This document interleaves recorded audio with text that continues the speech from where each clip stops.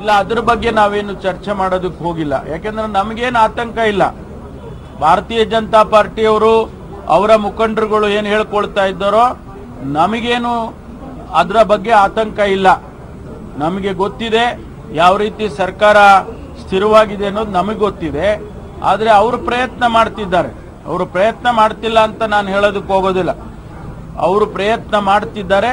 ಆ ಪ್ರಯತ್ನದಲ್ಲಿ ಅವರು ಯಶಸ್ವಿ ಆಗೋದಕ್ಕೆ ಸಾಧ್ಯವೇ ಇಲ್ಲ. ಅವರೇನು ಯಾರು ಕೂಡ ಹೇಳಿಕೆ ಕೊಟ್ಟು ಅವರು ಹೋಗಿಲ್ಲ. ಅವರು ಯಾವ್ಯಾವ ಕಾರಣಕ್ಕೆ ಹೋಗಿದ್ದಾರೆ ನಮ್ಗೆ ಗೊತ್ತಿಲ್ಲ. ಇನ್ನೂ ಇಲ್ಲ, ನಾವು ನೋಡ್ತಾ ಇದ್ದೀವಿ. ಅಮಿತ್ ಶಾನ ಭೇಟಿ ಮಾಡಿದ 7 ಜನ ಶಾಸಕರು ನಿನ್ನೆ ಮೊನ್ನೆ ಅಂತ ಇಲ್ಲ, ಅದೆಲ್ಲ ನಮಗೂ ಗೊತ್ತಿಲ್ಲ. ಊಹಾಪೋಹಗಳವೆಲ್ಲ. ಸರ್ಕಾರ ಸ್ಥಿರವಾಗಿದೆ. ಯಾವುದೇ ಕಾರಣಕ್ಕೂ ಸರ್ಕಾರ ಅಸ್ಥಿರ ಆಗೋದಿಲ್ಲ, ಆಗೋದಕ್ಕೆ ಸಾಧ್ಯನೂ ಇಲ್ಲ. ಈ ಬಗ್ಗೆ ಹೆಚ್ಚಿನ ಡೀಟೇಲ್ಸ್ ಕೊಡ್ತಾರೆ ನಮ್ಮ ಪ್ರತಿನಿಧಿ ಸುಖೇಶ್. ಮುಖ್ಯಮಂತ್ರಿಗಳು ಹೇಳ್ತಾರೆ ಯಾರ ಶಾಸಕರಿಗೂ ಕೂಡ ಹೋಗುವಂತಹ ಅವಶ್ಯಕತೆ ಇಲ್ಲ ಅಂತ. ಸೇಮ್ ಟೈಮ್ ದೆಹಲಿಯಲ್ಲಿ ಬಹಳಷ್ಟು ಜನ ಬೀಡು ಬಿಟ್ಟಿರೋದನ್ನ ಮಾಧ್ಯಮಗಳೇ ಪ್ರಸಾರ ಮಾಡ್ತಿವೆ. ಇದೇನು ಸುಳ್ಳಿಲ್ದೆ ಆಗೋದಿಲ್ಲ ಅಲ್ವಾ ಅಂತಲೂ ಕೂಡ ಹೇಳ್ತಾರೆ. ಅಂದ್ರೆ ಒಳೊಳಗೆ ಅವ್ರಿಗೆ ಆತಂಕ ಶುರುವಾಗಿದ್ಯಾ? ದಿವ್ಯಜ್ಯೋತಿ, ಒಂದು ಕಡೆ ಬಿಜೆಪಿ ನಾಯಕರು ಆಪರೇಷನ್ ಕಮಲದ ನಿರ್ಣಾಯಕ ಹಂತಕ್ಕೆ ಬಂದು ನಿಂತಂತೆ ಕಾಣಿಸ್ತಾ ಇದೆ. ಶತಾಯಗತಾಯ ಈ ಬಾರಿ ಆಪರೇಷನ್ ಕಮಲ ಮಾಡಿ ಮುಗಿಸಬೇಕು ಅನ್ನುವಂಥದ್ದು ಮತ್ತು ಸರ್ಕಾರವನ್ನ ಕೆಡವಿ ಬಿಜೆಪಿ ಸರ್ಕಾರವನ್ನ ಸ್ಥಾಪನೆ ಮಾಡಬೇಕು ಅನ್ನೋ ನಿಟ್ಟಿನಲ್ಲಿ ಎಲ್ಲಾ ರೀತಿಯ ಪ್ರಯತ್ನವನ್ನು ಅವ್ರು ಮಾಡ್ತಾ ಇರುವಂತದ್ದು ಒಂದ್ ಕಡೆ ಆದ್ರೆ, ಮತ್ತೊಂದು ಕಡೆಯಿಂದ ದೋಸ್ತಿಗಳು ತಮ್ಮ ಸರ್ಕಾರವನ್ನು ಉಳಿಸಿಕೊಳ್ಳಲಿಕ್ಕೆ ತೆರೆಮರೆಯ ಎಲ್ಲಾ ಕಸರತ್ತನ್ನು ಕೂಡ ಮಾಡ್ಕೊಂಡು ಬರ್ತಾ ಇದ್ದಾರೆ. ಆದ್ರೆ ಮೇಲ್ನೋಟಕ್ಕೆ ಆ ರೀತಿಯ ಯಾವ ಬೆಳವಣಿಗೆಗಳು ಇಲ್ಲ ಅನ್ನುವಂಥದ್ದು. ಆದ್ರೆ ಎಷ್ಟು ಜನ ಶಾಸಕರು ಹೋಗಿದ್ದಾರೆ ಅನ್ನುವಂಥದ್ದು ಸ್ವತಃ ಕಾಂಗ್ರೆಸ್ನ ನಾಯಕರುಗಳಿಗೆ ಯಾವುದೇ ಒಂದು ಸ್ಪಷ್ಟತೆ ಅನ್ನುವಂಥದ್ದು ಇಲ್ಲ.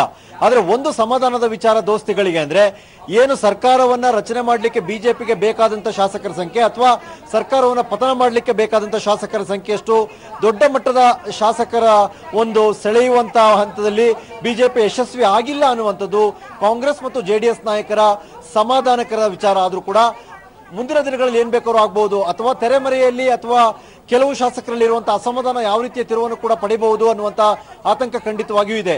ಆದ್ರೆ ಮೇಲ್ನೋಟಕ್ಕೆ ಪರಿಸ್ಥಿತಿ ಹಾಗಿಲ್ಲ ಅನ್ನುವಂತ ರೀತಿಯಲ್ಲಿ ಕಾಂಗ್ರೆಸ್ ಮತ್ತು ಜೆಡಿಎಸ್ ನಾಯಕರು ಹೇಳಿದ್ರು ಕೂಡ ಅಷ್ಟು ತಕ್ಷಣಕ್ಕೆ ಬಿಜೆಪಿಗೂ ಕೂಡ ಹೆಚ್ಚಿನ ಒಲವು ಅಥವಾ ಅನುಕೂಲಕರ ವಾತಾವರಣ ಇಲ್ಲದೆ ಇದ್ರೂ ಕೂಡ ಬಿಜೆಪಿ ತನ್ನ ಪ್ರಯತ್ನವನ್ನಂತೂ ಕೈ ಬಿಟ್ಟಿಲ್ಲ ಅನ್ನುವಂಥದ್ದು ಕಾಂಗ್ರೆಸ್ ಜೆಡಿಎಸ್ ನಾಯಕರ ಮಾತಿನಲ್ಲೇ ಅರ್ಥ ಆಗ್ತಿರುವಂತದ್ದು. ದಿವ್ಯಜ್ಯೋತಿ, ಹಾಗಿದ್ರೆ ಯಾರ್ಯಾರು ದೆಹಲಿಯ ಪ್ರಯಾಣವನ್ನ ಬೆಳೆಸಿದ್ದಾರೆ ಅನ್ನೋದು ಇಲ್ಲಿಯವರೆಗೂ ಕೂಡ ಕಾಂಗ್ರೆಸ್ ಆಗ್ಲಿ ಜೆಡಿಎಸ್ ನಾಯಕರಿಗಾಗ್ಲಿ ಗೊತ್ತಿಲ್ಲ ಅಂತನ ಅರ್ಥ? ಖಂಡಿತ ಹೌದು. ಎಷ್ಟು ಸಂಖ್ಯೆಯಲ್ಲಿ ಇದ್ದಾರೆ ಅನ್ನೋದ್ರ ಬಗ್ಗೆ ಸ್ಪಷ್ಟತೆ ಇಲ್ಲ. ಮತ್ತು ಕೆಲವು ಒಂದು 12 ಹೆಸರುಗಳೇನು ಓಡಾಡ್ತಾ ಇದ್ದು ಅದರಲ್ಲಿ ಸಂಪರ್ಕಕ್ಕೆ ಬಹುತೇಕರು ಸಿಕ್ಕಿದ್ದಾರೆ. ಒಂದು 3-4 ಜನರನ್ನ ಹೊರತುಪಡಿಸಿ ವಿಶೇಷವಾಗಿ ರಮೇಶ್ ಜಾರಕಿಹೊಳಿ ಅವರು ಸಿಕ್ಕಿಲ್ಲ ಅನ್ನುವಂಥದ್ದು ಬಿಟ್ರೆ, ಆ ನಂತರ 2 ಪಕ್ಷೇತರ ಶಾಸಕರುಗಳು ಕೂಡ ಸಿಗ್ತಾ ಇಲ್ಲ ಸಂಪರ್ಕಕ್ಕೆ ಅನ್ನುವಂಥದ್ದು.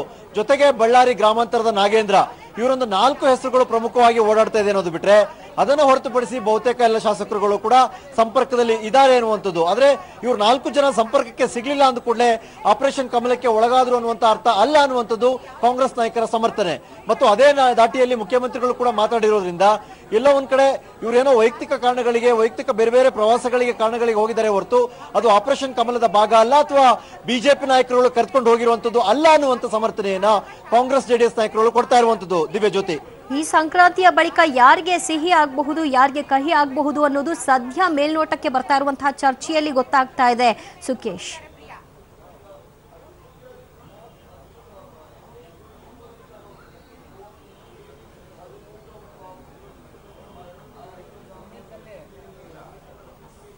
ಈ ಸಂಕ್ರಾಂತಿಯ ಬಳಿಕ ಮುಂದೆ ಯಾರಿಗೆ ಸಿಹಿ ಯಾರಿಗೆ ಕಹಿ ಅನ್ನುವಂತಹ ಚರ್ಚೆಗಳು ಮೇಲ್ನೋಟಕ್ಕೆ ಕಾಣಿಸ್ತಾ ಇದೆ. ಯಾಕಂದ್ರೆ ಮುಖ್ಯಮಂತ್ರಿಗಳಾಗ್ಲಿ ಪರಮೇಶ್ವರ್ ಆಗ್ಲಿ ಮಾತನಾಡುವಂತಹ ಸಂದರ್ಭದಲ್ಲಿ ಸರ್ಕಾರ ಸ್ಥಿರ ಅಂತಲೇ ಹೇಳ್ತಾರೆ. ಆ ಕಡೆ ಬಿಜೆಪಿಗರು ಕೂಡ ಮುಂದೆ ಸಿಹಿ ಸುದ್ದಿ ಇದೆ ಕಾದು ನೋಡಿ ಅನ್ನುವಂತಹ ಹುಮ್ಮಸ್ನಲ್ಲೇ ದೆಹಲಿಯಲ್ಲಿ ಪ್ರಯಾಣವನ್ನ ಬೆಳೆಸಿದ್ದಾರೆ. ಈ ಎರಡನ್ನೂ ಕೂಡ ಅವಲೋಕಿಸಿದಾಗ ಯಾರಿಗೆ ಸಿಹಿ ಆಗಬಹುದು ಅಂತ ಅನಿಸ್ತಾ ಇದೆ, ಅಥವಾ ಅಗೇನ್ ಬಿಜೆಪಿ ಮಾಡಿದಂತಹ ತಂತ್ರ ಎಲ್ಲವೂ ಕೂಡ ಫೇಲ್ಯೂರ್ ಕಂಡಂತೆ ಈ ಬಾರಿಯೂ ಕೂಡ ಅದೇ ಫೇಲ್ಯೂರ್ ಕಾಣಬಹುದಾದಂತಹ ಸಾಧ್ಯತೆಗಳೇ ಹೆಚ್ಚಾಗಿದೆಯಾ? ಖಂಡಿತ ದಿವ್ಯಜ್ಯೋತಿ, ಸದ್ಯಕ್ಕಿರುವಂತಹ ಕುತೂಹಲ ಅದೇ. ಈ ಬಾರಿಯ ಸಂಕ್ರಾಂತಿಯ ಸಿಹಿ ಕಹಿ ಹಂಚಿಕೆ ಯಾರ್ಯಾರ ನಡುವೆ ಆಗುತ್ತೆ ಅನ್ನುವಂಥದ್ದು.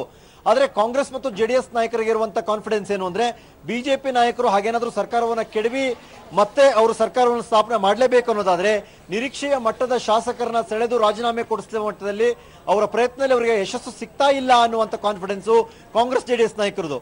ಆದ್ರೆ ಏನು ದೆಹಲಿಯಲ್ಲೇ ಬೀಡುಬಿಟ್ಟಿರ್ತಕ್ಕಂಥ ಬಿಜೆಪಿ ಶಾಸಕರುಗಳೇನಿದ್ದಾರೆ ಅವರ ಜೊತೆಗೆ ಹೆಚ್ಚಿನ ಸಂಖ್ಯೆಯಲ್ಲಿ ಕಾಂಗ್ರೆಸ್ನ ಶಾಸಕರುಗಳನ್ನ ಸೆಳೆದು ಆ ಸರ್ಕಾರವನ್ನ ಪತನ ಮಾಡಲಿಕ್ಕೆ ಬೇಕಾದಂತ ವೇದಿಕೆಯನ್ನ ದೆಹಲಿ ಅಥವಾ ಮುಂಬೈಯಲ್ಲಿ ಕೂರಿಸಿಕೊಂಡು ಸಿದ್ಧಪಡಿಸಬಹುದು ಅನ್ನುವಂತ ಕಾನ್ಫಿಡೆನ್ಸ್ ಬಿಜೆಪಿ ನಾಯಕರದು. ಆದ್ರೆ ಎರಡೂ ಕಡೆಯವರು ಕೂಡ ಎದೆತಟ್ಟಿ ಹೇಳಿಕೊಳ್ಳುವಂತ ರೀತಿಯಲ್ಲಿ ನಾವು ಸರ್ಕಾರ ಕೆಡುತ್ತೀವಿ ಅನ್ನುವಂತ ಪರಿಸ್ಥಿತಿ ಬಿಜೆಪಿಗಿಲ್ಲ, ನಮ್ಮ ಸರ್ಕಾರ ಸುಭದ್ರವಾಗಿದೆ ಅಂತ ಹೇಳಿಕೊಳ್ಳುವಂತ ಪರಿಸ್ಥಿತಿ ದೋಸ್ತಿ ಪಾಳೆಯೋದಿಲ್ಲ. ಹಾಗಾಗಿ ಸಿಹಿ ಕೈ ಯಾರ್ಯಾರ ಪಾಲಾಗುತ್ತೆ ಅನ್ನುವಂಥದ್ದ ಪ್ರೆಡಿಕ್ಟ್ ಮಾಡೋದು ಕಷ್ಟ ಆಗ್ತಾ ಇದೆ. ಅದನ್ನ ಹೊರತಾಗಿ ಹೇಳೋದಾದ್ರೂ ಕೂಡ ಎರಡೂ ಕಡೆಯಲ್ಲೂ ಕೂಡ ಪರಸ್ಪರ ಅಂದ್ರೆ ತಮ್ಮ ಸರ್ಕಾರವನ್ನ ಮತ್ತು ಶಾಸಕರನ್ನ ಉಳಿಸಿಕೊಳ್ಳುವ ಪ್ರಯತ್ನ ಒಂದು ಕಡೆ ಆದ್ರೆ ಅವರ ಶಾಸಕರನ್ನ ಸೆಳೆದು ಅವರನ್ನ ರಾಜೀನಾಮೆ ಕೊಡಿಸುವಂತ ಪ್ರಯತ್ನ ಮತ್ತೊಂದು ಕಡೆ, ಎರಡು ಪರಿಶ್ರಮ ಕೂಡ ಅಂದ್ರೆ ಸಾಕಷ್ಟು ದೊಡ್ಡ ಮಟ್ಟದಲ್ಲಿ ಕೂಡ ಇದು ಲಾಬಿ ನಡೀತಾ ಇದೆ.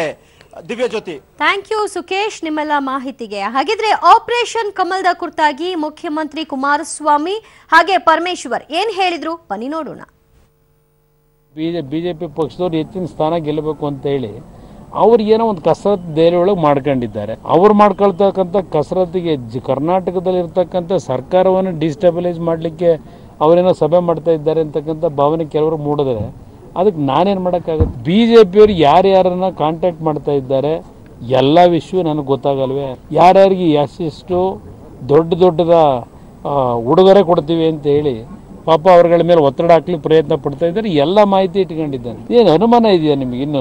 ಮತ್ತೆ ಇನ್ಯಾತಿಗೆ ಮತ್ತೆ ನೀವು ಸುದ್ದಿ ಯಾಕೆ ಮಾಡ್ತಾ ಇದ್ದೀರಿ? ಈಗ ಮಾಧ್ಯಮದ ಮಿತ್ರರು 12 ಜನ ಹೊರಟಿದ್ದಾರೆ, 14 ಜನ ಹೊರಟಿದ್ದಾರೆ, 18 ಆಗಿದೆ. ಈ ರೀತಿ ಸುದ್ದಿ ನೀವು ಮಾಡಬೇಕಾದ್ರೆ ಬಿಜೆಪಿಯವರು ಮಾಡದೆ ಈ ಸುದ್ದಿಗಳು ನಿಮಗೆ ಬರುತ್ತಾ?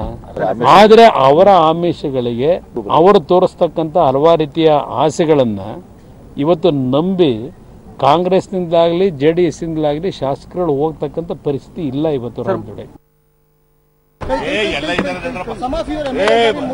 Mr. Parameswar will brief the media. On behalf of the party, Mr. Parameswar will brief. Okay, sir.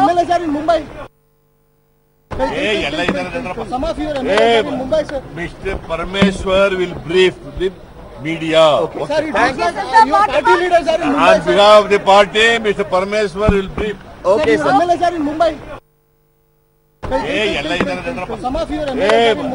Mr. Parameswar will brief the media. ಇಲ್ಲ, ಅದ್ರ ಬಗ್ಗೆ ನಾವೇನು ಚರ್ಚೆ ಮಾಡೋದಕ್ಕೆ ಹೋಗಿಲ್ಲ. ಯಾಕಂದ್ರೆ ನಮಗೇನು ಆತಂಕ ಇಲ್ಲ.